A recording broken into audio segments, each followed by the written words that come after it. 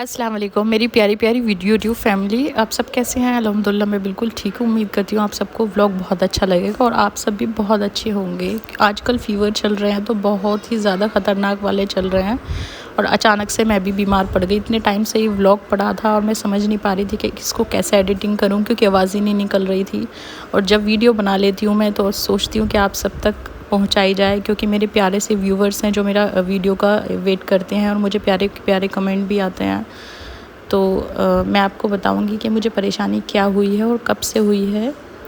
तो आप सब बिल्कुल परेशान नहीं होना और बहुत सारी दुआओं की ज़रूरत है मुझे, आप मेरे लिए दुआएं करें, ठीक है। तो चले दिन की शुरुआत करते हैं एक दिन पहले से। तो मुझे बनाना था काबुली चने की दाल की और मेरी तबीयत बिल्कुल ठीक थी उस टाइम। तो यहाँ पर मैं चने की दाल की काबुली की सबसे पहले आपको रेसिपी बताऊंगी, क्योंकि इतना ज़्यादा टेस्टी बनी है, सब लोगों को बहुत अच्छी लगी। तो एक लिया मैंने कुकर और फिर मैंने उसमें ऑयल डाल दिया। ऑयल पकाने के बाद सबसे पहले मैंने प्याज को फ्राई कर लिया। तो प्याज को ब्राउन फ्राई करने के बाद बाहर निकाल लेंगे। इतनी ज़्यादा अच्छी लगी सब लोगों को ये, और मैंने रायता भी बनाया था इसके साथ। और सबसे पहले मैंने 2 प्याज स्लाइस में कट कर ली थी, उसके बाद मैंने इनको फ्राई कर लिया था। और ये ब्राउन फ्राई जब तक लाइट ब्राउन फ्राई नहीं होंगी जब तक इनको ऐसे ही करते रहेंगे, चलाते रहेंगे। और फिर ये ना प्याज चावलों के ऊपर गार्निशिंग के लिए होती हैं। तो ये फ्राई हो गई थी, मैंने इनको बाहर निकाल लिया था। सबसे बड़ी चीज़ ये होती है इसमें चने की दाल की काबुली में, देखें मैं तो चने की दाल की काबुली बोलती हूँ, बहुत से चने की दाल की खिचड़ी बोलते हैं। तो ये ऊपर से गार्निशिंग करते हैं प्याज की, तो वो बहुत ज़्यादा अच्छी लगती हैं टेस्ट में। और वैसे गार्निशिंग के लिए भी काफ़ी ज़्यादा अच्छी लगती हैं, खूबसूरत भी लगती हैं ऊपर और टेस्ट में भी अच्छी लगती हैं। तो 2 प्याज मैं करती हूँ और ये फ्राई करने के बाद ना वो थोड़ी सी हो जाती हैं। तो यहाँ पर मैंने लहसुन और उसका सौंफ का पेस्ट भी रेडी कर लिया था। तो अब इसको डालेंगे सबसे पहले। उससे पहले आप गरम मसाले डाल सकते हैं जो भी आप खाते हैं, तेज पत्ता, ज़ीरा, बड़ी इलायची, सफ़ेद इलायची और लौंग, काली मिर्च, ये सारे, दालचीनी, ये मैंने डाल दिए हैं। आप पहले भी डाल सकते हैं, आप लहसुन अदरक का पेस्ट के साथ भी डाल सकते हैं। तो ये मैं इसको अच्छे तरीके से फ्राई कर लूँगी। और इसमें अदरक के पीसेस डालेंगे आप तो उसका फ्लेवर एक हट के आएगा एकदम और बहुत अच्छा लगेगा। फिर चने की दाल को मैंने पहले ही भिगो दिया था ताकि बहुत ज़्यादा मुझे इसमें टाइम नहीं लगे गलने में।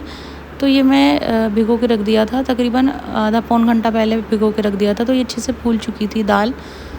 अब मैंने 1.5 गिलास चावल लिए थे, आधे गिलास मैंने चने की दाल ली थी। तो आपके यहाँ पर क्या क्या बोलते हैं इसको बताना मुझे।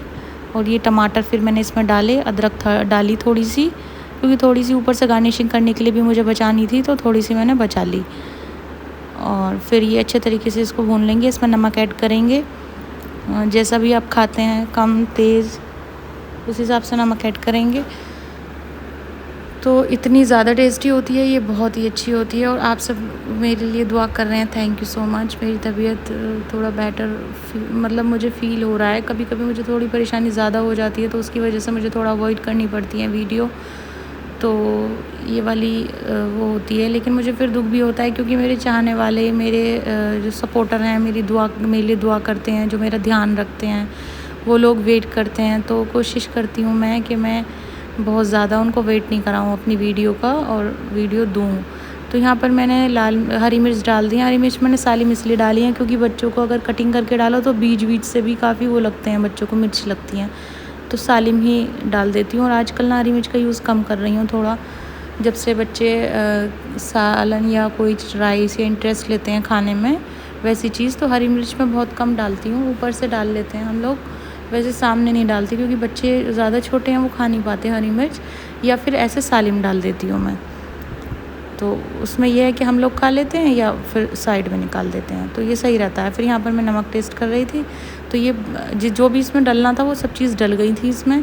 अब मुझे इसको 2 सीटी लगानी थी, इतने 2 सीटी आती, इतने मैंने अपने काफ़ी सारे काम निपटा लिए थे। ऐसा होता है जब हम चावल रख देते हैं तो बहुत सारी चीज़ें अपना साइड करते रहते हैं, साइड में करते रहते हैं। तो मेरे पास दही रखी थी, तो ये फ्रेश दही तो नहीं थी मेरे पास, मैं जमाई नहीं थी, बट ये ठीक थी। तो मैंने सोचा चलो थोड़ी सी है और इसका रायता ही बना लेते हैं, रायता बन के थोड़ा सा बढ़ जाएगी, ज़्यादा हो जाएगी। और मैं प्रेफर करती हूँ कि घर पर ही जमाऊँ, बाहर से कर्ड में ना लूँ। इन केस अगर कोई दिक्कत होती है, नहीं जमी हुई होती है, तो फिर हमारी मजबूरी बन जाती है बाहर से लेना। लेकिन कोशिश यही रहती है कि आप घर पे, और क्योंकि घर पे इतनी ज़्यादा अच्छी जमती है दही, बिल्कुल बहुत ओरिजिनल और सारी चीज़ें बहुत अच्छी होती हैं। तो सीटी भी आ चुकी थी और यहाँ पर मैं बूंदी के रायते की तैयारी कर रही थी।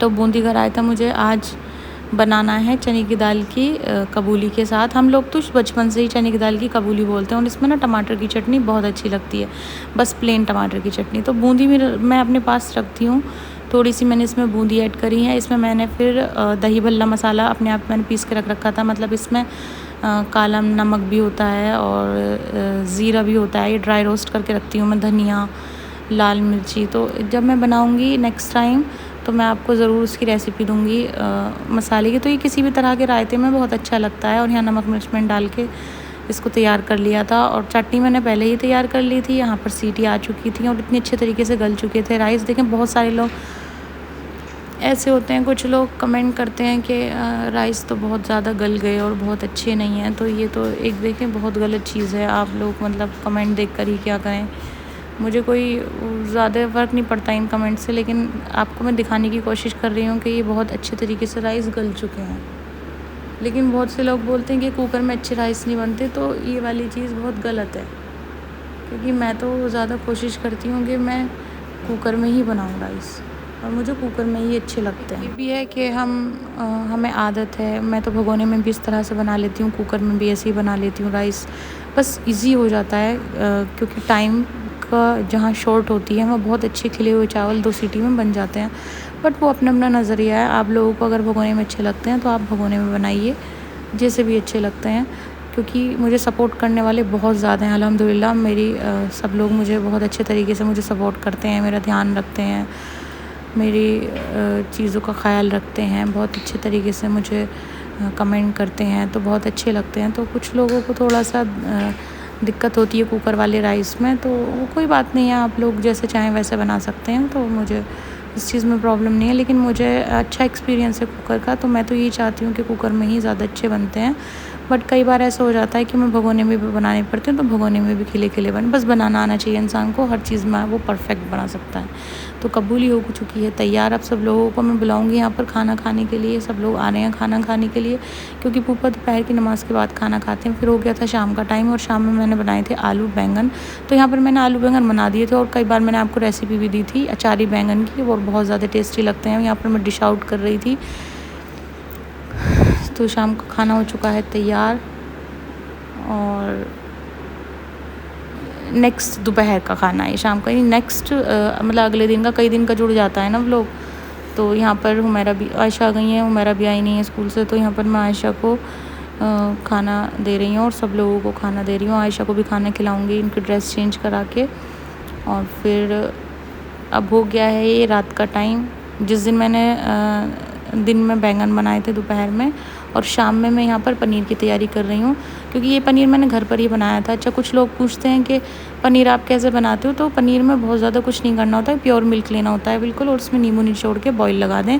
जब बिल्कुल पानी अलग हो जाए और थोड़ा ग्रेवी मतलब पनीर जो है वो अलग हो जाए, तो उसमें आप उसको छान लें। छान के उसको टाइट से बांध दें पानी निचोड़ के पूरा, और उस पर कोई हैवी चीज़ रख दें, तो वो जम जाता है बिल्कुल अच्छे तरीके से। उसके बाद उसको फ्रिज में रख दें।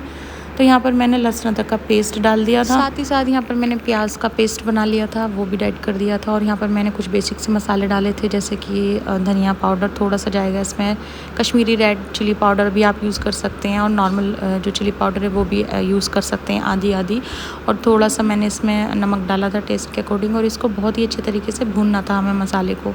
हम यहाँ पर मटर पनीर की तैयारी कर रहे हैं, क्योंकि पनीर मैंने घर पर ही बनाया था, और मेरी बेटियों को माशाल्लाह पनीर बहुत ज़्यादा शौक से खाती हैं, और यहाँ तक कि घर वाले भी बहुत शौक से खाते हैं। तो पनीर घर पर ही बना लेती हूँ। और आजकल के मुझे पहले से ही ना बाहर के पनीर बिल्कुल भी अच्छे नहीं लगते, लेकिन मजबूरी में बना लेती थी। अब तो बिल्कुल मैंने अवॉइड कर दिया है, और 100% मैं ये चाहती हूँ कि बाहर से कोई पनीर नहीं आए। यहाँ पर मैं कश्मीरी लाल मिर्च का यूज़ कर रही हूँ, क्योंकि इसका कलर बहुत ज़्यादा अच्छा हो जाता है।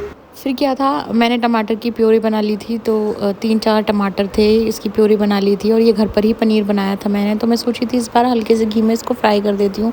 ज़्यादा ही हिस्सा ना मैं कोई सा भी पनीर बनाऊँ फ्राई नहीं करती, ऐसे ही मैं ग्रेवी में डाल देती हूँ। लेकिन आज मैंने सोचा कि आज फ्राई कर देती हूँ, तो फिर मैंने थोड़ा सा घी लगाया तवे पर और फ्राई करने के लिए रख दिया। और एक साइड हमारा मसाला भुन रहा था, तो उसमें भी थोड़ा सा गरम मसाला ऐड करना था मुझे पिसा हुआ, तो वो भी मैं पीस के रख लेती हूँ। और थोड़ा सा मटर ऐड करनी थी, तो मटर जैसे डाली मैंने, ग्रेवी भी तैयार हो गई थी। और मटर थोड़ा सा फ्रोज़न मटर थी, तो थोड़ा सा मतलब जल्दी ही गल जाती है, बहुत टाइम नहीं लेती है। तो ऐसे ही मसाला भूनते भूनते ही गल जाएगी पूरी। और हमारे यहाँ पर पनीर के जो मैंने टिक्की मतलब ये बना लिए पीसेस, वो भी तैयार हो चुके हैं। तो अब हम पनीर को भी इसमें ऐड कर देंगे, अच्छी तरह से चला देंगे। और फिर इसमें डालेंगे थोड़ा सा मसाला, गरम मसाला। तो ये गरम मसाला, कसूरी मेथी जाएगी इसमें, और थोड़ी सी अगर आपके पास क्रीम हो तो वो ऐड कर देंगे। फिर वो मटर पनीर रेडी हो जाएगा। बहुत ही ज़्यादा टेस्टी लगता है ये वाली रेसिपी, और इतनी ज़्यादा इजी है बहुत। तो आप सब बताएं मुझे कैसी लगी आपको मेरी मटर पनीर की रेसिपी। और यहाँ पर मैं लास्ट डाल रही हूँ क्रीम। उसके बाद कसूरी मेथी डल जाएगी इसमें, थोड़ी देर के लिए पकाने के लिए छोड़ देंगे। फिर सब लोग आ जाएंगे खाना खाने के लिए, तो गरम गरम चपाती मैं साथ में ही बनाऊँगी। तो ये था मेरा व्लॉग। और बहुत दिन से मेरे पास ये व्लॉग था और व्लॉग डल नहीं पा रहे थे, तो मैंने सोचा आज एडिटिंग कर ही देती हूँ, क्योंकि फिर बहुत लंबा टाइम हो जाता है। तो ये 2-3 दिन का व्लॉग है जो कि मैंने एक जगह जोड़ के इसका पूरा मैं 10-12 मिनट का व्लॉग ये एडिट कर दिया है। तो यहाँ पर मटर पनीर की सब्ज़ी ऑलमोस्ट हमारी तैयार हो चुकी है। गरम गरम चपाती रह गई हैं बनाने के लिए, और फटाफट से चपातियाँ बनाएंगे। और जो मेरे किचन में टेबल है, तो वहीं पर सब लोग खाना खा लेते हैं, तो बहुत ज़्यादा आसान रहता है मेरे लिए भी और उन लोगों के लिए भी। लास्ट में बिल्कुल थोड़ा सा गरम मसाला डालेंगे, और ये हो चुकी है मटर पनीर की सब्ज़ी बिल्कुल तैयार। ये वीडियो में थोड़ा सा ऐसी आ रही है, लेकिन बहुत ही टेस्टी लगी सबको, बहुत अच्छी लगी। और मैंने डिश आउट भी कर दी है ये। तो बताएं आप सब कैसा लगा आपको मेरा व्लॉग। तो रेसिपीज़ कैसी लगी ये भी बताएं, क्योंकि इस व्लॉग में मैंने काफ़ी सारी रेसिपीज़ दी हैं, और हर व्लॉग में रेसिपीज़ भी देती हूँ मैं, और व्लॉगिंग भी करती हूँ। तो बताएं, ठीक है, व्लॉग ज़्यादा अच्छे लगते हैं, रेसिपी ज़्यादा अच्छी लगती हैं। रही बात होम टूर की, तो उसमें थोड़ा सा टाइम लगेगा। अभी तबीयत जैसे ही मेरी ठीक होगी तो मैं होम टूर ज़रूर दूँगी आप सबको। तो थोड़ा सा उसके लिए वेट करना पड़ेगा। और फिर सब आ गए हैं खाना खाने के लिए, तो मैं खाना लगाने के लिए जा रही हूँ। अब खाना लगाऊँगी, उसके बाद मैंने भुट्टे भी रख दिए थे बॉईल होने के लिए वॉश करके इनको, क्योंकि इसमें टाइम लगेगा, बहुत ज़्यादा कच्चे नहीं हैं ये भुट्टे, तो थोड़ा टाइम लगेगा इनमें। इसलिए मैं ये एक सीटी लगा के इसे लो फ्लेम पर छोड़ दूँगी, और उसके बाद इसमें सीटी आती रहेंगी। तो चलें फिर चलती हूँ, बाय, अल्लाह हाफ़िज़। फिर मिलती हूँ प्यारे से व्लॉग के साथ।